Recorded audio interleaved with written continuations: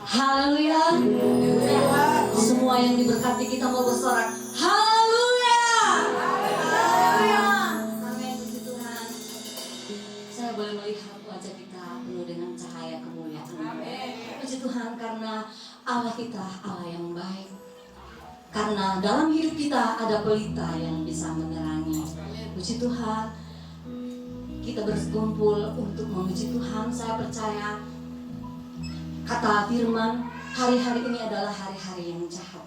Tetapi kita tidak akan padamkan pelita yang Tuhan berikan dalam cahayanya. Sehingga pagi hari ini bukan saat kita mau bersantai dan berleha-leha, tetapi kita mau berlomba mengejar setiap kesempatan yang Tuhan berikan. Hidup kita adalah kesempatan. Mari kita mau membenahi yang masih kurang atau yang masih salah.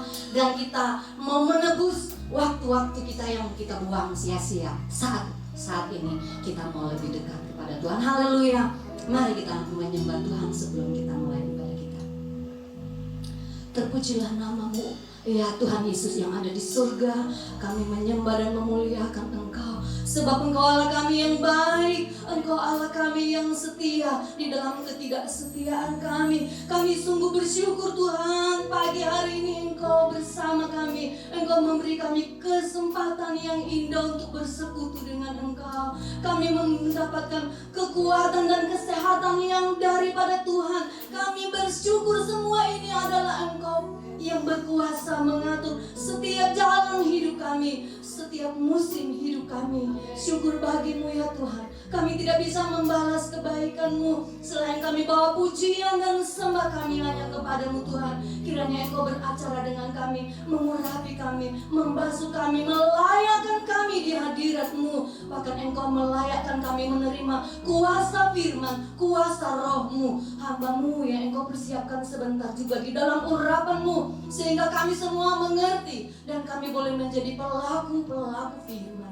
Terima kasih Bapa di surga. Inilah yang menjadi doa dan kerinduan kami. Kami ada di dalam hadirat-Mu.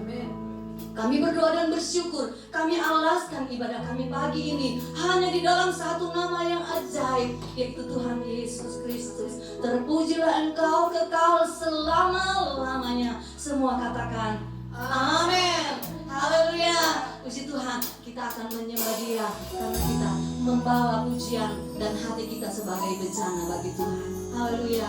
Kita mau katakan, Tuhan Yesus Engkau sangat baik. Haleluya. Oh amin amin. Glory bagi Yesus. Haleluya. Kita katakan Yesus Engkau baik. Amen. Yesus, Kau sungguh baik.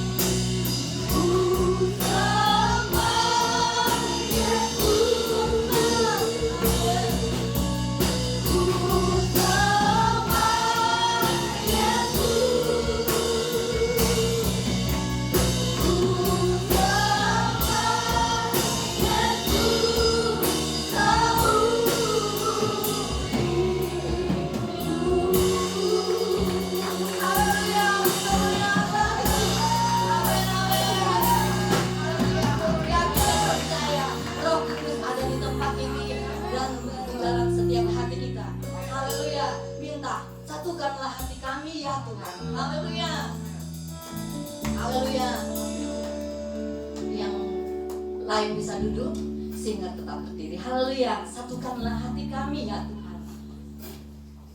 Haleluya. Amin.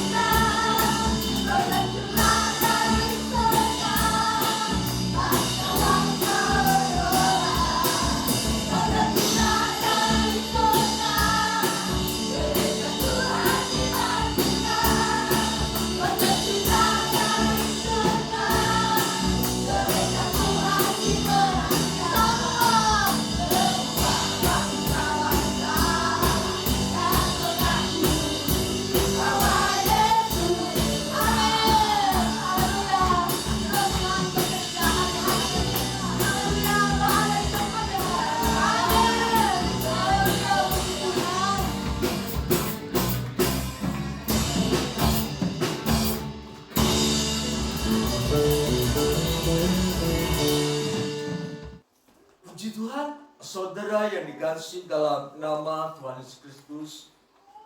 Yesus pernah berkata, dunia dan segala isinya akan berlalu, tetapi firman-Ku tetap untuk selama-lamanya. Demikian dikatakan dalam kitab 1 Korintus pasal 3 ayat 10 sampai dengan 15. 3, 2, 1. Sesuai dengan kasih karunia Allah yang dianugerahkan kepadaku, aku sebagai seorang ahli bangunan yang cakap telah meletakkan dasar, dan orang lain membangun terus di atasnya. Tetapi tiap-tiap orang harus memperhatikan bagaimana dia harus membangun di atasnya. Karena tidak ada seorang pun yang dapat meletakkan dasar lain daripada dasar yang telah diletakkan, yaitu Yesus Kristus. Entahkah orang membangun di atas dasar ini dengan emas, perak, batu permata, kayu, rumput kering, atau jerambi. Sekali kelak pekerjaan masing-masing orang akan nampak, karena hari Tuhan akan menyatakannya. Sebab ia akan nampak dengan api, dan bagaimana pekerjaan masing-masing orang akan diuji oleh api itu. Jika pekerjaan yang dibangun seorang tahan uji, ia akan mendapat upahnya. Jika pekerjaannya terbakar, ia akan menderita kerugian, tetapi ia sendiri akan diselamatkan, tetapi seperti dalam api. Puji Tuhan, silakan duduk. Kota Korintus merupakan kota yang sangat ramai, dan di sana ada jemaat Tuhan. Namun dalam keberadaan gereja Tuhan di sana ada yang dinamakan dengan perpecahan.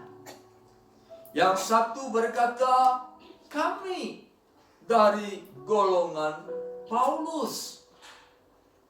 Mereka memisahkan diri dari kesatuan gereja itu.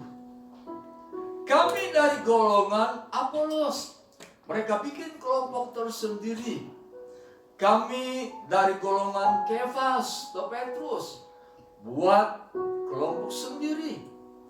Kami dari golongan Kristus.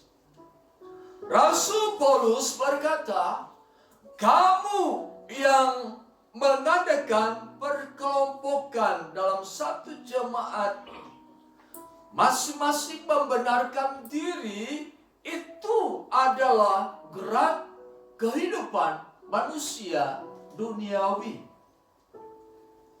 Artinya bahwa di dalam Tuhan harus berlaku kesatuan. Di dalam gereja Tuhan harus berlaku prinsip firman Tuhan. Satu tubuh, banyak anggota. Artinya tangan tidak bisa berkata kepada mulut, hai mulut, lebih baik engkau menjadi tangan. Mulut tidak bisa berkata kepada kaki, kaki, engkau harus menjadi telinga. Masing-masing berfungsi dalam sebuah gereja sesuai dengan panggilan Tuhan. Sesuai dengan karunia yang Tuhan berikan kepada setiap orang dalam gereja tersebut. Dengan kata lain, tidak usah ada yang dinamakan dengan iri hati di dalam segala sesuatu. Tidak ada istilah seseorang bukan menjadi bagian dalam gereja tersebut. Firman Tuhan berkata, ketika kamu berkata aku golongan Paulus, Apolos, Kristus, dan Kefas, kamu adalah manusia duniawi. Yang seharusnya orang yang percaya kepada Yesus sebagai Tuhan dan Juru Selamat, tidak ada golongan demi golongan dalam sebuah gereja. Kemudian di dalam pasal yang ketiga, Rasul Paulus juga di sana ada satu perselisihan dalam kehidupan jemaat. Satu dengan yang lain saling berselisih. Mereka saling mengagungkan kelompoknya. Mereka berkata, kami pengikut Paulus, kamu pengikut Apolos. Kami lebih hebat daripada kamu. Kami lebih kaya daripada kamu. Kami lebih pintar daripada kamu. Kami lebih berpengalaman daripada kamu. Kami lebih lama mengenal Paulus daripada kamu. Perselisihan yang terjadi di dalam gereja Tuhan itu menandakan bahwa sebagian dari mereka, Rasul Paulus katakan, kamu manusia duniawi yang bukan rohani. Artinya tidak seharusnya dalam gereja Tuhan ada perselisihan. Tidak seharusnya dalam gereja Tuhan ada perseteruan satu dengan yang lain. Apa yang dicari di dalam gereja Tuhan? Kadang-kala uang menjadi akar segala kejahatan dalam gereja Tuhan. Perselisihan terjadi karena rebutan uang. Perselisihan juga terjadi karena perbedaan sosial, tingkat sosial dalam kehidupan seseorang. Mengatakan dirinya lebih kaya daripada yang lain, mengatakan dirinya lebih pintar daripada yang lain, lebih berpengalaman daripada yang lain, lebih tua usia dan pengenalan kepada Tuhan daripada yang lain. Terjadi perselisihan satu dengan yang lain. Rasul Paulus katakan, kamu manusia duniawi yang bukan rohani, ketika ada perselisihan dalam gereja Tuhan. Bukankah dunia dihiasi dengan perpecahan? Bukankah dunia dihiasi dengan perselisihan? Bukan saja terjadi dalam kehidupan bermasyarakat, dalam kehidupan satu golongan tertentu pun ada perselisihan. Dan perselisihan itu masuk dalam sebuah keluarga. Tidak jarang kita mendengar adanya perselisihan dalam keluarga. Suami berselisih dengan istri, dan terus dibawa perselisihan itu, ditaruh di dalam hati, menyimpan kesalahan suami, menyimpan kesalahan istri, yang suatu ketika sudah tidak bisa menahan lagi. Akhirnya timbullah satu gejolak dalam rumah tangga, satu sumpah serapah keluar dari mulut seorang suami atau istri.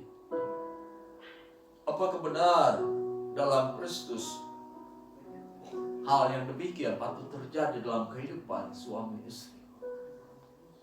Apakah benar dalam kehidupan kekristenan berlaku hal yang demikian? Perselisihan dalam kehidupan suami istri. Alkitab tidak mengajarkan. Yesus tidak mengajarkan hal yang demikian. Tetapi Yesus mengajarkan suami, kasihlah istrimu, hai istri tunduklah pada suami, seperti jemaat tunduk pada gereja Tuhan. Perselisihan terjadi antara orang tua dan anak, karena anak kurang puas terhadap apa yang diupayakan oleh orang tua. Perselisihan terjadi karena anak iri dengan yang lainnya. Misalnya orang tua mempunyai uang dan bisa menyekolahkan anak yang satu ke tingkat perguruan tinggi, tetapi pada saat orang tua tidak mempunyai uang, anak yang lain tidak sampai ke perguruan tinggi. Di sana akan ada perselisihan antara orang tua dan anak. Ada keluhan, kenapa aku tidak diberikan kesempatan untuk kuliah? Padahal orang tua sudah tidak mempunyai uang. Perselisihan juga terjadi antara seorang kakak dan adik karena perbedaan tingkat sosial, perbedaan kekayaan, perbedaan pendidikan. Apakah benar keluarga Kristen harus demikian? Apakah benar di dalam gereja Tuhan harus ada perpecahan dan perselisihan? Apakah benar ini merupakan sesuatu hal yang datang dari Tuhan? Bukan. Yesus tidak mengajar tentang perselisihan. Yesus tidak mengajar tentang perpecahan. Tetapi Yesus mengajar tentang kesatuan tubuh Kristus. Kesatuan tubuh Kristus bukan berarti kita harus memiliki satu pola pikir yang sama satu dengan yang lain. Kesatuan dalam tubuh Kristus berarti saling menghargai satu dengan yang lain, saling menasihati satu dengan yang lain, saling menerima satu dengan yang lain, saling menghormati satu dengan yang lain. Rasul Paulus pernah berkata, dalam sebuah rumah ada perabotan-perabotan yang mulia. Ada yang terbuat dari emas, ada yang terbuat dari keramik, ada yang terbuat dari kayu. Semua itu berguna untuk memperindah keadaan di rumah. Bagaimana jika di satu rumah semuanya terbuat dari keramik? Saudara yang dikasih dalam nama Yesus Kristus, Paulus berkata, ketika engkau ada pertengkaran, perselisihan, ketika engkau masuk dalam arena perselisihan satu dengan yang lain, engkau adalah manusia duniawi yang bukan rohani. Ketika ada perpecahan dalam kehidupan keluarga, gereja Tuhan, Paulus katakan engkau manusia duniawi bukan rohani.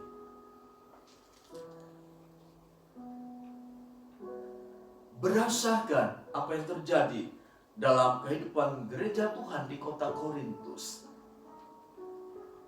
Rasul Paulus berkata, hai orang Korintus, yang terpenting dalam kehidupan bergereja bukan siapa yang engkau jadikan panutan, bukan siapa yang engkau kenal sebagai orang yang engkau hormati, bukan siapa yang menjadi jagoanmu, bukan siapa yang menjadi tokoh yang engkau anut. Tetapi yang terpenting adalah bagaimana engkau membangun dirimu di atas batu karang Yesus Kristus. Di dalam kekristenan yang terpenting bagaimana kita membangun kehidupan ini. Kita membangun diri ini karena kita adalah bait Allah. Yang terpenting Rasul Paulus katakan, bagaimana kamu harus membangun kehidupanmu di dalam Tuhan. Kamu harus membangun kehidupanmu. Sebab engkau dipilih dan dipanggil untuk menjadi serupa dengan gambaran Yesus. Untuk menjadi gambaran Yesus, engkau harus membangun dirimu. Membangun artinya mendirikan. Mendirikan di mana? Di atas dasar yang teguh, yaitu Yesus Kristus. Membangun berarti mengadakan. Dari yang tidak mengenal Kristus, terus belajar firman Tuhan. Mengadakan supaya di dalam dirinya ada Kristus, ada firman. Membangun berarti membina. Pengertian membina di sini, seseorang harus sadar ketika ada kelemahan dan kekurangan, dan ketika dia dibina oleh orang lain, harus sadar mengapa orang lain membina saya. Berarti ada yang tidak baik dalam diri saya, ada yang kurang dalam diri saya, ada yang tidak sempurna dalam diri saya. Oleh sebab itu orang lain membina saya. Membangun berarti bersifat memperbaiki. Seseorang yang membangun dirinya berarti dia memiliki keinginan untuk memperbaiki dirinya. Sebab kebanyakan kita lebih terfokus kepada bagaimana memperbaiki kehidupan orang lain. Kita terpusat kepada orang lain. Kita melihat kelemahan orang lain. Kita melihat kekurangan orang lain. Kita membicarakan kekurangan orang lain. Kita memberitakan kekurangan orang lain.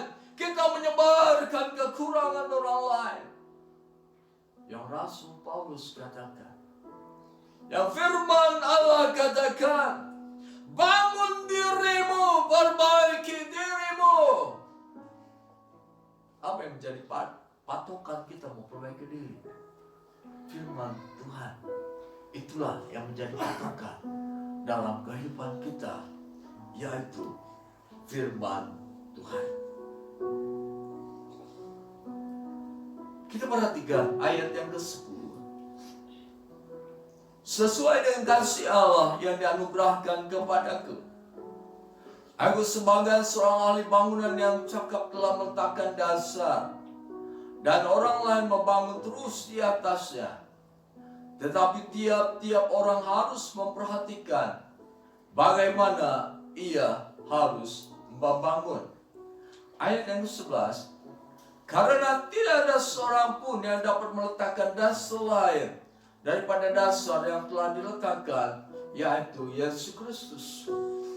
Rasul Paulus katakan kepada jemaat di kota Korintus, hai jemaat kota Korintus, kamu harus membangun dirimu, membangun kehidupanmu, sebab engkau adalah bait Allah, sebab engkau adalah bangunan Allah, sebab Allah diam di dalam dirimu.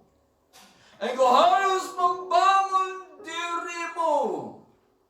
Engkau harus mendirikan kehidupan kekristenan yang benar di hadapan Allah. Engkau harus mengadakan firman dalam dirimu. Engkau harus membina dirimu. Engkau harus memiliki kecenderungan untuk memperbaiki sifat di dalam dirimu. Engkau harus membangunnya dengan dasar Yesus Kristus.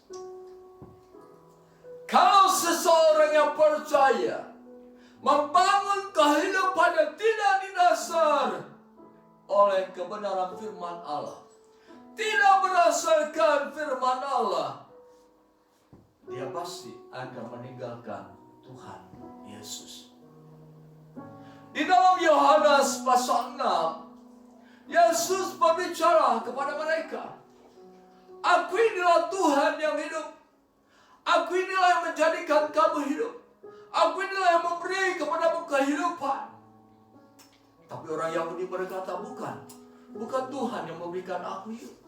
Nenek moyangku yang memberikan aku hidup.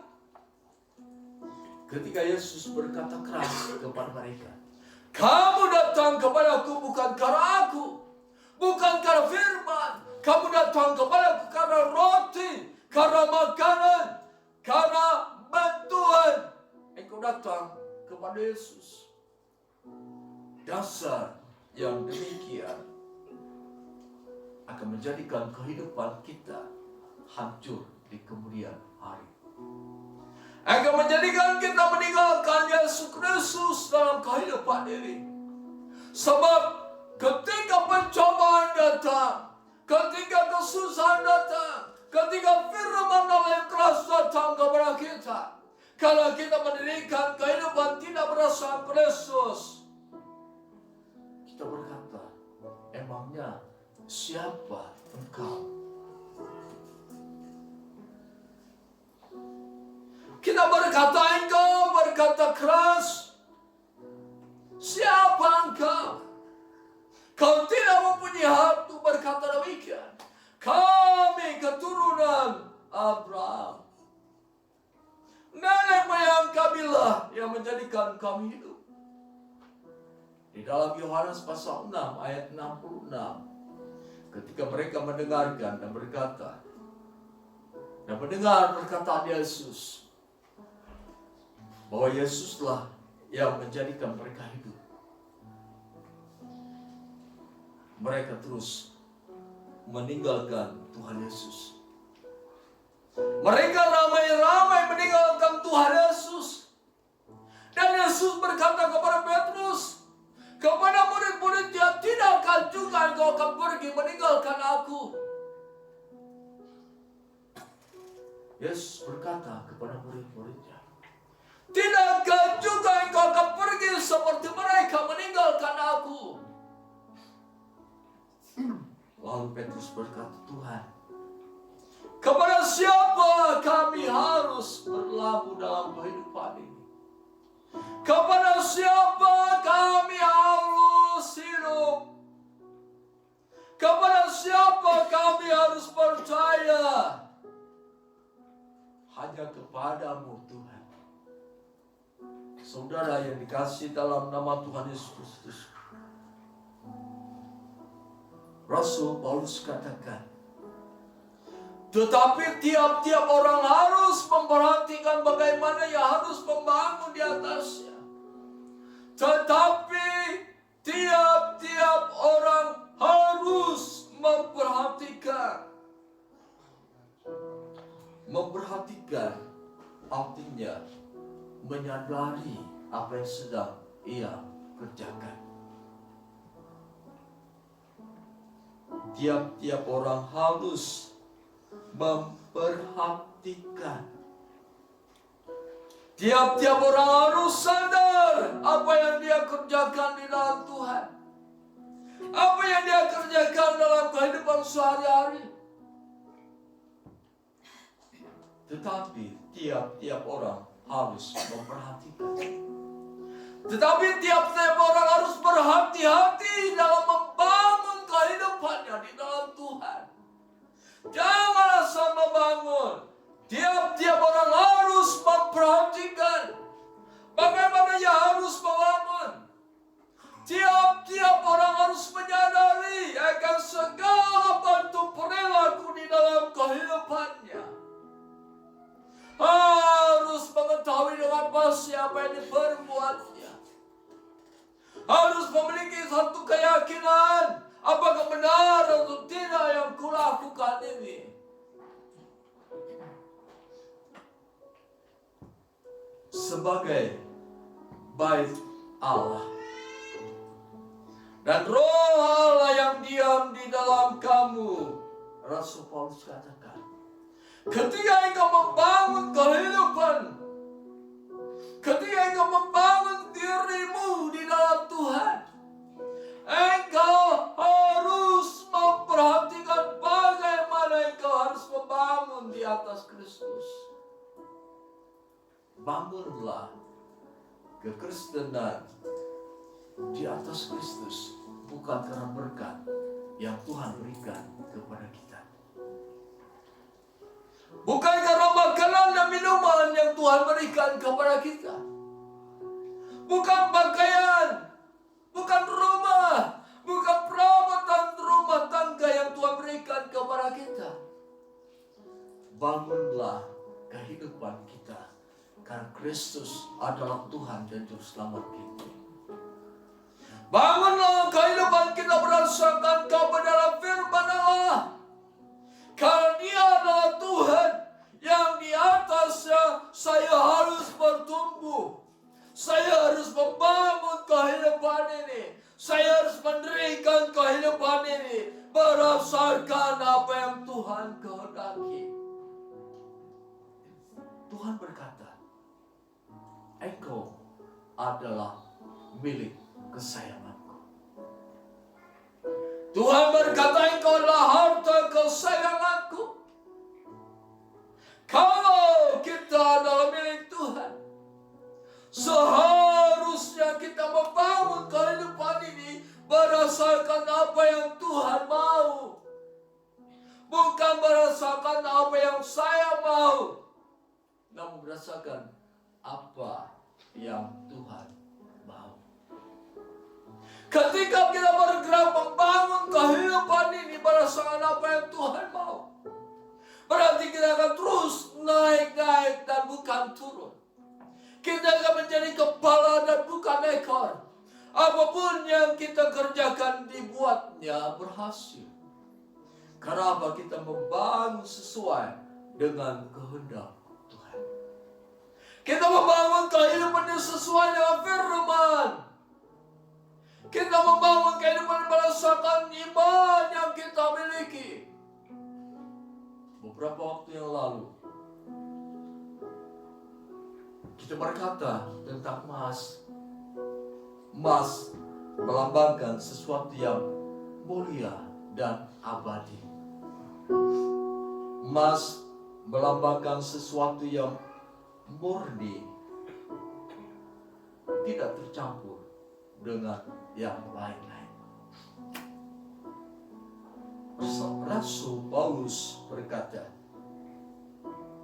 tetapi tiap-tiap orang harus memperhatikan bagaimana ia harus membangun di atasnya. Artinya tidak hidup dalam kesembarangan. Tidak hidup tanpa pola. Tidak hidup tanpa fokus. Namun kita membangun kehidupan di berdasarkan pola yang diberikan oleh Kristus. Kita membangun kehidupan ini terfokus kepada firman Allah. Karena firman Allah tidak pernah salah. Firman Allah tidak pernah keliru. Dan lewat firman itu, Allah berkarya dalam kehidupan kita. Ketika kita membangun diri ini sesuai dengan firman Allah, di sana ada kekuatan Allah yang akan mendorong kita terus mampu membangun kehidupan ini. Kita baca bersama-sama. 3, 2, 1. Jika orang membangun di atas dasar ini dengan emas, perak, batu permata, kayu, rumput kering, atau jerami. Firman Allah berkata, entahkah. Artinya, Rasul Paulus tidak tahu apakah seseorang, apakah jemaat di kota Korintus membangun dirinya dengan emas, perak, batu permata, kayu, rumput kering, atau jerami. Kata entahkah, kata ini untuk menyatakan atau menjawab bahwa dia tidak tahu. Artinya ada kedewasaan. Dituntut kedewasaan dalam kehidupan pengikut Kristus. Dituntut kedewasaan dalam kehidupan jemaat di kota Korintus. Engkau sudah mendengar firman Tuhan. Engkau sudah mendengar berita firman Tuhan. Engkau harus membangun dirimu. Dan tidak usah selalu disuruh dan disuruh. Tidak usah selalu didorong dan didorong. Tidak usah selalu terus dikasih tahu.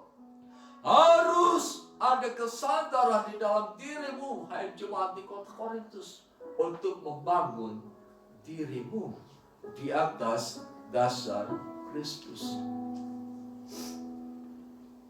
Entahkah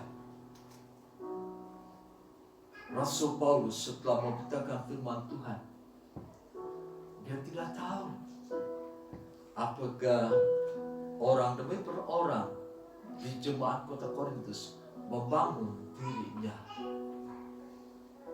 Tetapi yang pasti dari kata entahkah ini ada memiliki pengertian boleh jadi mereka membangun kehidupannya di atas dasar Kristus.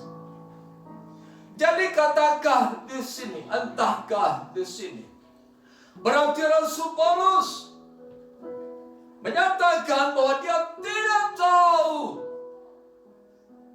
apakah orang di kota Korintus, jemaat di kota Korintus membangun hidupnya di atas dasar Kristus. Tapi pengertian yang kedua, boleh jadi mereka membangun kehidupannya di atas dasar Kristus. Tetapi Rasul Paulus juga berkata, entahkah orang membangun di atas dasar ini dengan emas. Emas adalah salah satu logam mulia yang tidak tercampur dengan unsur-unsur kimia yang lain. Perak juga termasuk logam mulia. Batu permata didapatkan oleh seseorang tidak dengan semudah mereka mendapatkan kayu, rumput kering, dan jerami. Emas tidak semudah seseorang mendapatkannya seperti kayu, rumput kering, dan jerami. Perak tidak semudah seseorang mendapatkannya seperti mendapatkan kayu, rumput kering, dan jerami. Saudara, emas, perak, dan batu permata melambangkan sesuatu yang tahan lama.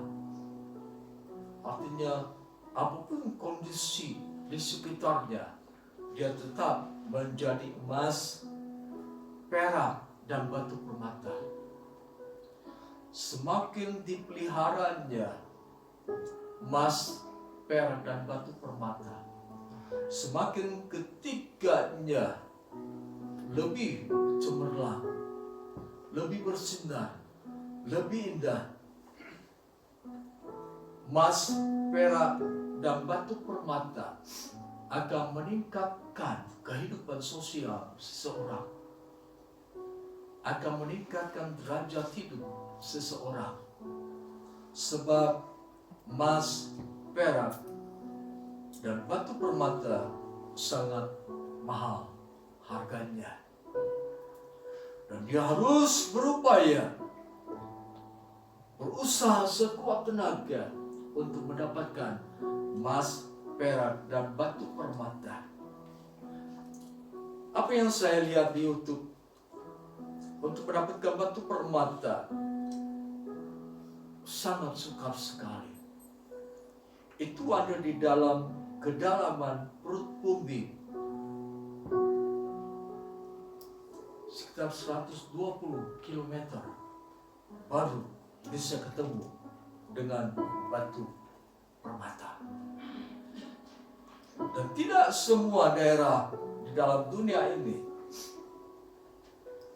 bisa menghasilkan batu permata. Emas, perak, dan batu permata, saya katakan tadi, melambangkan sesuatu yang dapat tahan lama. Tetapi kayu, rumput kering, dan jerami melambangkan sesuatu yang mudah dapat menjadi busuk atau mudah binasa karena keadaan. Dan di dalam ayat 13 dan 14 di sana dikatakan, sekali kala pekerjaan masing-masing orang akan apa? Ketika seorang yang bernama dengan jemaat Allah, orang yang percaya bahwa Yesus adalah Tuhan dan Juru Selamat, dia membangun kehidupannya berdasarkan emas, perak, dan batu permata. Artinya ada kemauan di dalam dirinya, ada semangat, ada kerinduan, ada pengorbanan di dalam dirinya bagaimana untuk menjadi serupa dengan gambaran Yesus Kristus. Kehidupan yang seperti ini adalah kehidupan yang akan bertahan lama. Bahkan bukan hanya bertahan di dalam dunia ini, tetapi akan masuk dalam kemuliaan Allah dalam kerajaan surga. Rasul Paulus katakan, sekali kala pekerjaan masing-masing orang akan nampak. Seseorang bisa berkata, saya benar di hadapan Allah, saya melakukan firman Allah, saya setia kepada Allah, saya membangun kehidupan yang berdasarkan firman Allah, saya selalu taat kepada Allah, saya setia berdoa, saya setia menyembah, saya baca Alkitab. Suatu ketika akan nampak apakah benar perkataan yang kita ucapkan itu. Suatu ketika akan nampak benarkah yang kita katakan itu. Setiap perbuatan dalam kehidupan kita sehari-hari perbuatan roh kita, jiwa dan tubuh kita, itu berarti kita sedang membangun bait Allah. Kita sedang membangun tubuh ini. Kita sedang membangun jiwa ini. Kita sedang membangun roh ini. Itu menjadi serupa dengan gambaran anaknya, yaitu Yesus Kristus. Sekali kelak, pekerjaan masing-masing orang akan nampak. Artinya ada waktu yang Tuhan berikan kepada kita orang percaya. Apakah engkau hidup benar di hadapan Allah?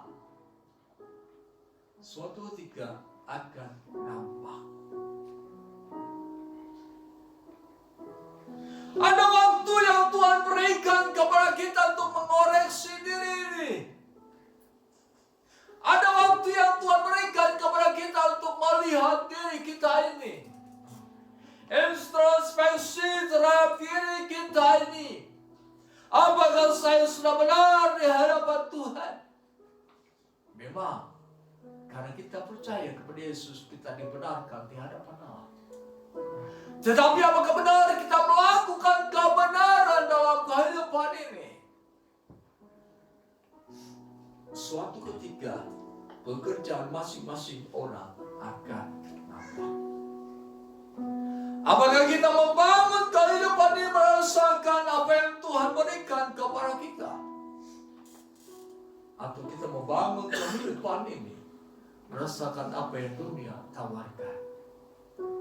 Yesus berkata, dunia dan segala isinya akan berlalu, tetapi firman-Ku tetap untuk selama-lamanya.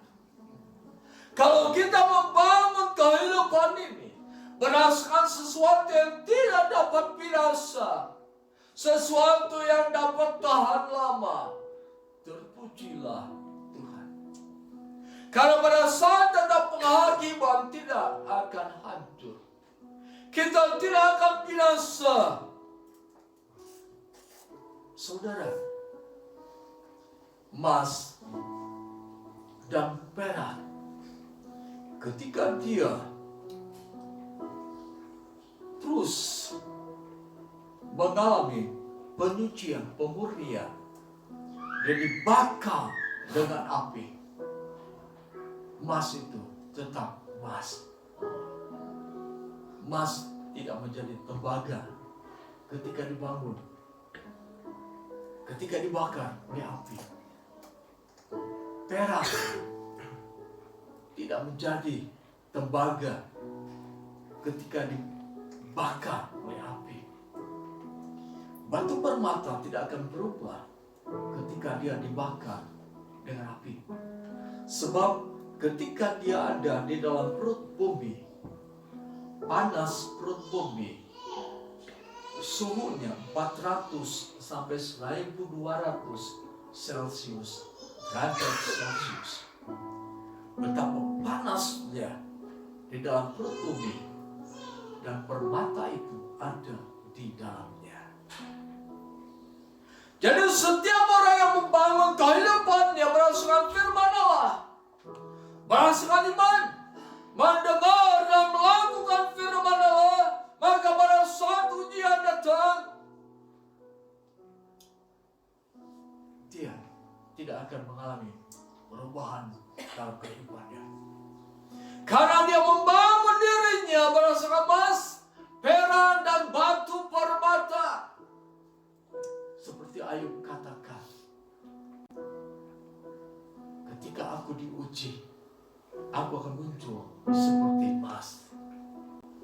Karena memang dirinya telah membangun dirinya, membangun kehidupannya berdasarkan emas. Ayub pasal 1 ayat yang ke-1. Ada seorang laki-laki tanah Uz bernama Ayub. Orang itu saleh dan jujur. Ia takut akan Allah dan menjauhi kejahatan. Inilah kehidupan yang dibangun berdasarkan emas, perak, dan batu permata. Di dalam ayat selanjutnya, di sana dikatakan Ayub mengalami satu musibah, satu keadaan yang menjadikan segala sesuatu yang dia miliki semuanya lenyap, yang dinamakan dengan api yang memurnikan logam, api yang memurnikan emas, api yang memurnikan perak, dan api yang terus dekat dengan batu permata. Di dalam ayat 20 sampai dengan 22, Ayub pasal 1 ayat 20 sampai dengan 22.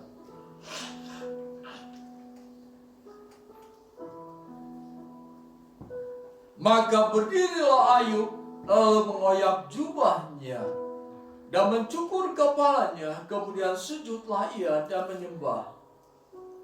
Katanya, dengan telanjang keluar dari kandungan ibuku, dengan telanjang juga aku akan kembali ke dalamnya. Tuhan yang memberi, Tuhan yang mengambil, terpujilah nama Tuhan. Dalam kesemuanya itu Ayub tidak berbuat dosa dan tidak menuduh Allah berbuat yang kurang patut. Inilah kehidupan yang dibangun berdasarkan emas, perak, dan batu permata. Segala sesuatunya dapat hilang, dapat musnah, tetapi karena dia seorang yang saleh, jujur, takut Allah, dan menjauhi kejahatan, semua yang hilang itu tidak menjadikan dia meninggalkan Tuhan. Inilah membangun kehidupan berdasarkan emas, perak, dan batu permata. Dengan kata lain, Ayub berkata, segala sesuatu boleh lari dari diriku, segala sesuatu boleh hilang dari diriku, tetapi aku tidak akan menghujat Allah. Aku tidak akan menggerutu kepada Allah. Aku tidak akan meninggalkan Allah. Aku tidak akan menuduh Allah telah berbuat tidak baik terhadapku. Ayub tidak berbuat dosa karena kehancuran yang dia terima. Bahkan ketika tubuhnya juga mengalami penyakit kulit yang luar biasa, Ayub tetap di dalam Tuhan. Istrinya berkata, masihkah engkau mengikuti Tuhan? Tinggalkan Tuhanmu. Kemudian dia berkata pada istrinya, hai engkau orang gila, masakah aku harus meninggalkan Tuhan? Semua yang kau miliki berasal dari Tuhan. Kalau yang mengambil kembali, tidak apa-apa. Memang aku lahir telanjang dan kembali pun dalam keadaan seperti demikian. Inilah orang yang membangun dirinya dengan emas, perak, dan batu permata. Sekalipun dia kehilangan pekerjaan, sekalipun dia kehilangan mata pencaharian, sekalipun dia kehilangan harta, sekalipun dia kehilangan orang-orang dekatnya, dia akan berkata, asal Yesus tidak meninggalkan aku akan tetap hidup di dalam Tuhan. Inilah orang yang membangun dirinya dengan perak, emas dan batu permata.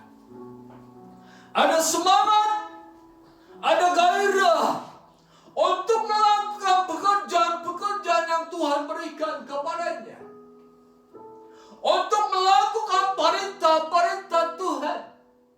Untuk mengerjakan segala sesuatu yang Tuhan percayakan kepadanya. Seperti seorang raja yang menyuruh 10 orang hamba-hambanya. Hamba-hambanya diberikan modal. Berdaganglah engkau. Lalu 10 orang itu berjualan, berdagang. Tetapi ada satu orang yang tidak mau berdagang. Ketika mereka mendapat perintah dari raja untuk mengusahakan uang yang sudah raja berikan, sebagian mereka berangkat, sebagian mereka datang kepada masyarakat, menawarkan barang jualannya. Ketika dia berinteraksi dengan orang lain, ada orang lain mungkin berkata, aku tidak butuh barang jualanmu. Barang jualanmu jelek, barang jualanmu rusak, barang jualanmu terlalu mahal. Bahkan mungkin ketika mereka mendekati sebuah rumah, mereka mengetuk rumah untuk menawarkan barang jualan mereka. Mereka ditolak, mereka dimarahi karena mengganggu keluarga tersebut.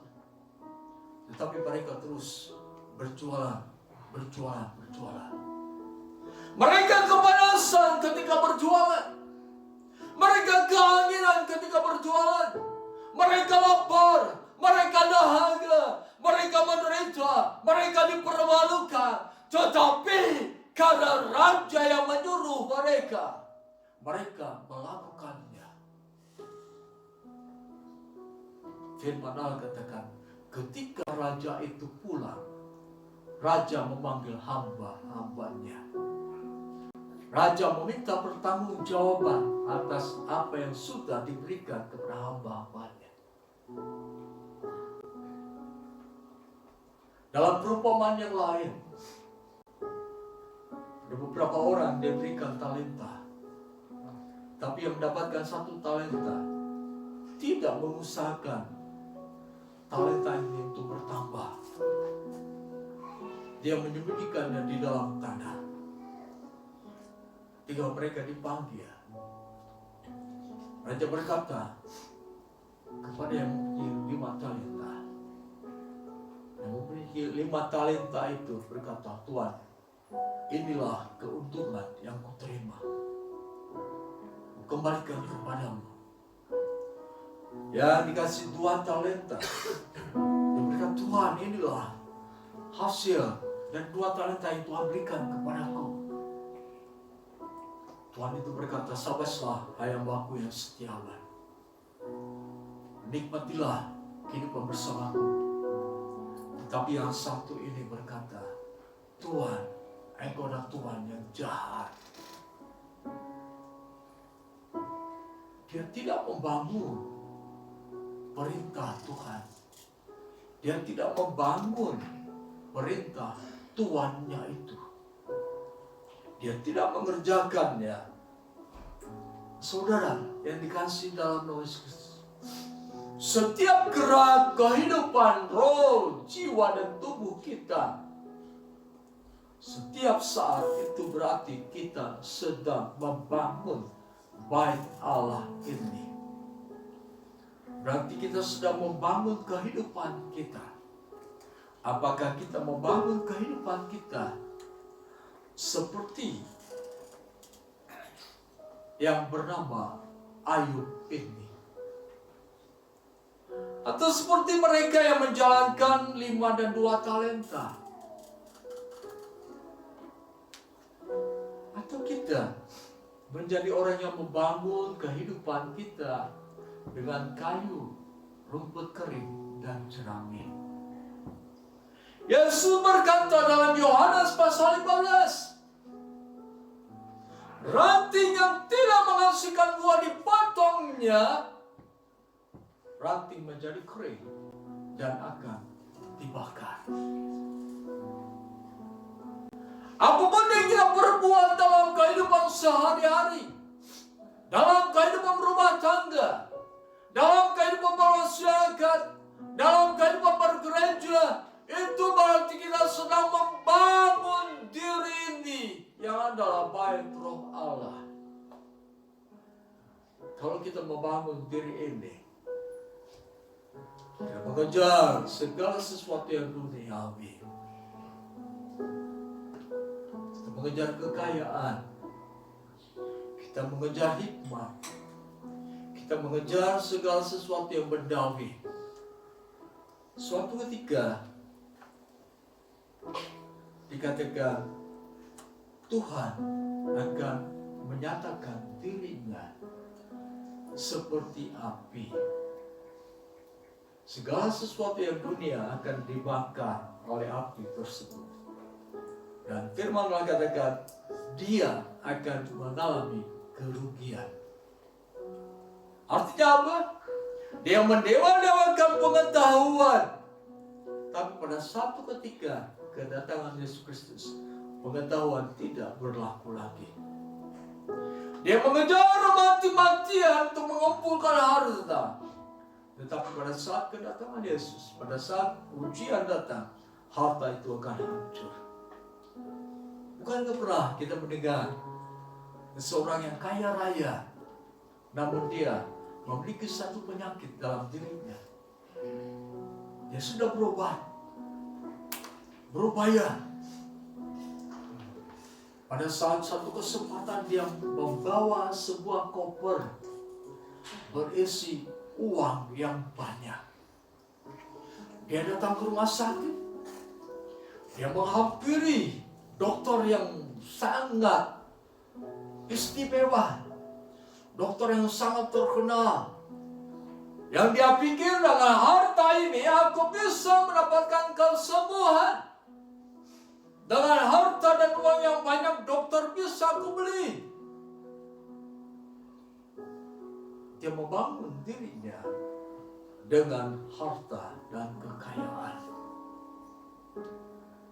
Ketika dia berhadapan dengan dokter, dokter berkata, penyakitmu tidak bisa disembuhkan. Di situ dia sangat menderita. Dia katakan ternyata uang tidak ada artinya ketika aku mengalami sakit dan tidak bisa disembuhkan. Uang tidak berguna pada saat itu. Inilah yang dinamakan dengan terbakar oleh api. Segala sesuatu yang diusahakan akan tidak berguna lagi, bahkan menjadi sampah. Kembali kepada kita masing-masing. Seperti Rasul Paulus katakan, entahkah seseorang membangun dengan emas, perak, batu permata, kayu, rumput kering, atau jerami. Paulus membangun kehidupannya dengan emas, perak, dan permata. Yang ku kehendaki adalah mengenal dia, kematian, kebangkitannya, kehidupannya, supaya aku menjadi serupa dengan dia. Itu yang Paulus lakukan. Jemaat-jemaat di Asia Kecil mendapatkan surat dari Rasul Petrus. Mereka yang ada di Asia Kecil atau daerah Turki saat ini, Kapadokia dan lain-lain, mereka menderita penganiayaan oleh orang-orang yang tidak mengenal Tuhan. Tetapi mereka tetap tinggal di dalam Tuhan. Mereka tidak meninggalkan Tuhan.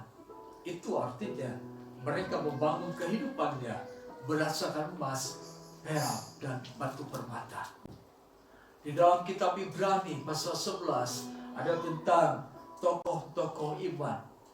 Mereka dianiaya, mereka didera, mereka digergaji, mereka dipancung, dan lain-lain. Mereka tetap beriman. Itu adalah orang yang membangun kehidupannya di atas dasar Kristus dengan emas, perak, dan batu permata. Mari Saudara, bangun kehidupan ini. Kita adalah bait Allah. Bangun kehidupan ini berdasarkan hal-hal yang kekal, yang tidak dapat hancur atau binasa. Bangunlah, sebab kehidupan ini bukan hanya di dalam dunia. Kehidupan selanjutnya dalam kerajaan surga itu juga menjadi bagian kita. Kita sudah mendengar firman Tuhan. Apa yang sedang terjadi dalam diri kita masing-masing? Kalau selama ini kita membangun kehidupan kita berdasarkan sesuatu yang dapat hancur, rusak dan binasa, keduniawian, mari beralih bangun kehidupan ini berdasarkan sesuatu yang tidak dapat binasa. Bangun kehidupan ini berdasarkan firman dan iman. Inilah yang tidak akan membawa kita kepada kebinasaan. Persembahkan hidupmu kepada Tuhan. Mempersembahkan hidup kepada Tuhan berarti membangun dirinya sesuai dengan firman Tuhan dan sesuai dengan iman yang dimiliki. Haleluya. Kuberikan hidupku. Mari kita angkat kedua belah tangan kita. Jadikan dengan sungguh-sungguh di hadapan